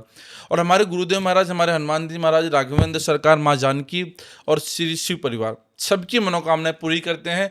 और अब तो हमारा हनुमान धाम देश विदेशों में प्रसिद्ध हो रहा है। देश विदेश के लोग आते हैं हनुमान धाम पे, अपने मनोकामनाएं पूरी करते हैं, अपने बच्चों को लाते हैं, परिवार को लाते हैं, अपने बांधवों के साथ आते हैं और हनुमान जी के दर्शन करते हैं। और ये हनुमान धाम विराजमान है सेक्टर 49 बरोला शताब्दी एन्क्लेव में, नियर जो लोकेशन है सेक्टर 76 मेट्रो स्टेशन से लगे हुए हैं हनुमान धाम। तो कभी आप भी आइएगा जी, अपने टीम के साथ आइएगा, आपको निमंत्रण दे रहे हैं जी जरूर। हनुमान धाम पे आइए, अपने जीवन को धन्य बनाइए जी। आपके साथ शूट करके, पॉडकास्ट शूट करके हमें बड़ा आनंद आया, और हम हनुमान जी महाराज से ऐसी कृपा बरसाते हैं कि आप जीवन में नित्य प्रतिदिन आगे बढ़ते रहिए, आपका पॉडकास्ट ऊंचाइयों को छुए, और आपका भी भारत में नाम हो। श्री सीताराम। जय हनुमान जी महाराज। जय हनुमान जी महाराज। बढ़िया निकला।